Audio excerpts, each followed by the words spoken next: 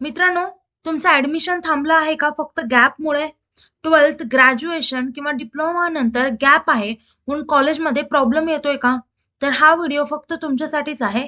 कारण आज मी तुम्हाला गॅप सर्टिफिकेट म्हणजे काय, ते कधी रिक्वायर्ड असतं आणि महाराष्ट्रामध्ये ते कसं मिळवायचं, हे स्टेप बाय स्टेप आपण आजच्या लेक्चरमध्ये पाहूयात. आता गॅप आहे म्हणून ऍडमिशन कॅन्सल होईल का?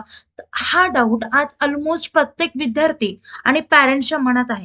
पण घाबरायचं अजिबात कारण नाहीये, कारण आजच्या या व्हिडिओमध्ये मी तुम्हाला गॅप सर्टिफिकेटची कंप्लीट इन्फॉर्मेशन देणार आहे एका सिंपल लँग्वेजमध्ये.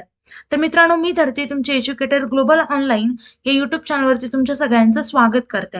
आणि हा व्हिडिओ स्पेशली त्या स्टुडंटसाठी आहे ज्यांचा 1 इयर किंवा त्याहून जास्त गॅप आहे आणि ज्यांना ऍडमिशनसाठी खूप जास्त प्रॉब्लेम येतोय.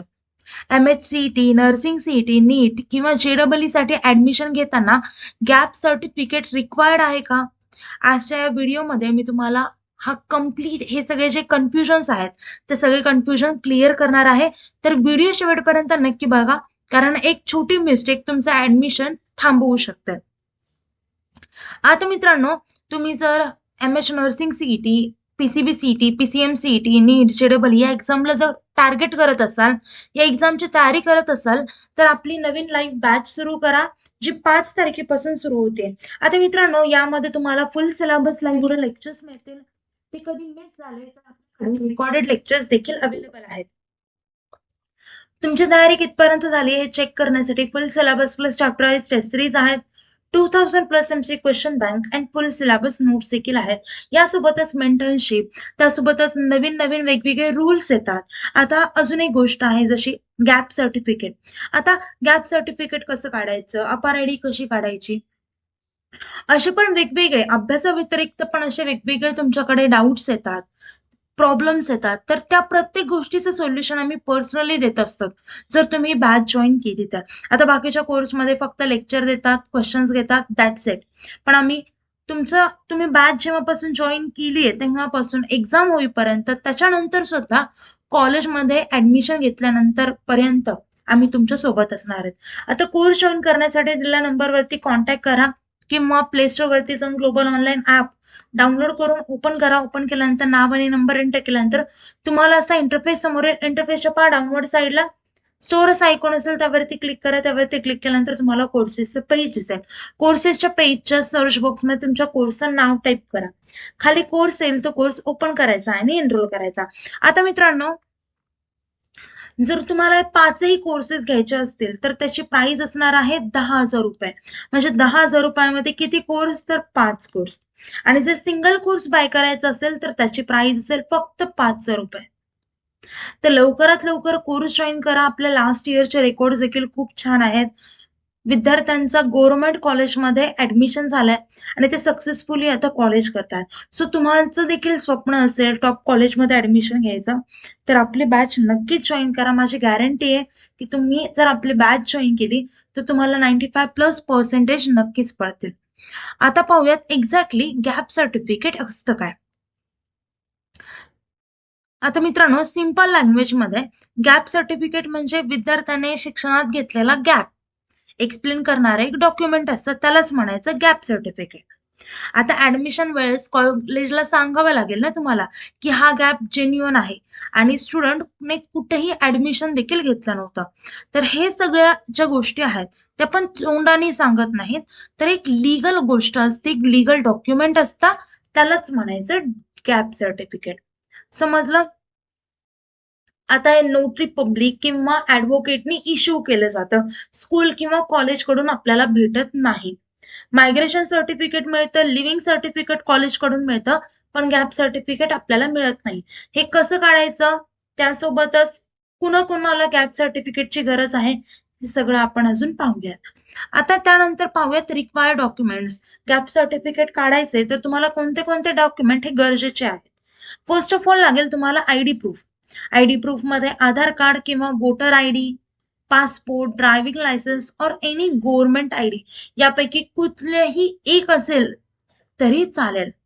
त्याच्यानंतर स्कूल और कॉलेज लिव्हिंग सर्टिफिकेट, म्हणजे लास्ट तुम्ही स्कूल केली असेल किंवा कॉलेज केली असेल तर त्याचं सर्टिफिकेट तुम्हाला द्यावं लागेल. त्यानंतर आहे सिटिझनशिप प्रूफ, यामध्ये बर्थ सर्टिफिकेट, नॅशनॅलिटी सर्टिफिकेट किंवा पासपोर्ट या तिघांपैकी कुठलंही एक लागेल. Marksheet of last exam. आता जर तुम्ही 12वी नंतर गॅप घेतलेला असेल तर तुम्हाला 12वीची मार्कशीट द्यावी लागेल. डिप्लोमा नंतर तुम्हाला कॉलेजमध्ये ऍडमिशन घ्यायचं असेल तर तुम्हाला डिप्लोमाचं सर्टिफिकेट द्यावं लागेल, किंवा लास्ट फायनल जी एक्झाम तुम्ही दिलेली आहे त्याची तुम्हाला मार्कशीट द्यावी लागेल ऍज अ प्रूफ की तुम्ही लास्ट ही एक्झाम दिली होती. त्याच्यानंतर address proof. It can be a utility bill, rental paper और बँक पासबुक. म्हणजे तुमचं लाईट बिल असेल किंवा एक रेंटल पेपर असेल ऍग्रीमेंटचा किंवा बँक पासबुक देखील चालेल. हे कशासाठी असतं तर ऍड्रेस प्रूफसाठी. आता पाहूयात गॅप सर्टिफिकेटसाठी तुमचे कोणते कोणते डिटेल्स लागतात. तर स्टुडंटचं नेम लागेल, फादर किंवा मदरचं नेम लागेल, date of birth, the last course और क्लास कम्प्लिटेड, म्हणजे तुम्ही लास्ट कोणत्या 11वीला घेतलं असेल, 12वीला ऍडमिशन घेतलं असेल, डिप्लोमाला घेतलं असेल, डिग्रीला घेतलं असेल, म्हणजे लास्ट तुम्ही कोणती एक्झाम दिली त्याचं सर्टिफिकेट पाहिजे. त्याच्यासोबतच रिझन फॉर टेकिंग गॅप. आता तुम्ही गॅप म्हणजे तुम्ही गॅप हा का घेतला होता, मग तुम्ही आजारी होतात किंवा एक्झाम प्रिपरेशन करत असाल. आता आपले जे सीईटी एक्झाम आहेत किंवा नीट जेडब्ल्यू एक्झाम आहेत त्या एक्झामची प्रिपरेशन करत असाल तर ते एक्झाम प्रिपरेशन मध्ये येऊन जाईल. पर्सनल रिझन असतील तर ते तुम्ही काहीही सांगू शकता. ओके. त्याच्यानंतर ड्युरेशन ऑफ गॅप, म्हणजे तुमचा गॅप किती वर्षांचा आहे, 1 वर्ष, 2 वर्ष, 3 वर्ष, आणि स्टार्टिंग टू एंडिंग डेट आपल्याला सांगावी लागते. त्याच्यानंतर supporting document, signature of the स्टुडंटची सिग्नेचर लागेल, date and place, and notary public stamp आणि सिग्नेचर. नोटरी पब्लिक स्टॅम्प हा कंपल्सरी आहे आणि विद्यार्थ्याची सिग्नेचर देखील लागेल तुम्हाला. समजलं. त्याच्यानंतर आहे अफिडेव्हिट. आता काय असतं तर हे एक अफिडेव्हिट म्हणजे एक डॉक्युमेंट आहे, हा आपल्याला फिल करावा लागतो. ओके. आता तुम्हाला गॅप सर्टिफिकेट कसं काढायचं तर फर्स्ट ऑफ ऑल डिस्ट्रिक्ट कोर्टमध्ये जा, तिथे एका ऍडव्होकेटशी बोला की मला गॅप सर्टिफिकेट काढायचंय, ते तुमचं लगेच काढून देतील. आता त्याच्यानंतर तुम्हाला कोर्टचा स्टॅम्प पेपर घ्यावा लागेल, मग 10, 20, 30 रुपयाचा. तुम्हाला कोणता स्टॅम्प, 100 रुपयाचा कोणता स्टॅम्प गरजेचा आहे, कॉलेजची वेबसाईट चेक करा, कॉलेजशी कॉन्टॅक्ट करा, आणि कोणता त्यांनी स्टॅम्प मागितलाय तुमच्या गॅप सर्टिफिकेटसाठी अप्लिकेबल असेल तर ते सांगतील तुम्हाला, त्याच्यानुसार तुम्हाला गॅप सर्टिफिकेट तुमचं काढून घ्यायचंय.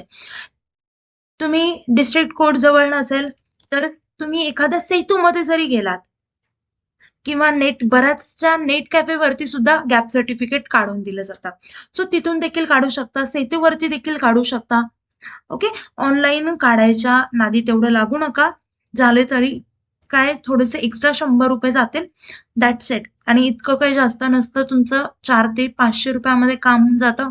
हा फॉर्मॅट आहे, हा जर फॉर्मॅट तुम्ही स्वतः प्रिपेअर करून नेलात तर अजून कमी पैशांमध्ये काम होऊन जातं, तुम्हाला फक्त स्टॅम्पचे पैसे लागतील. तर अशी छोटीशी प्रोसेस आहे, आणि गॅप सर्टिफिकेट तुमचं नसेल तर काढून घ्या, ऍडमिशनसाठी हे खूप गरजेचं आहे.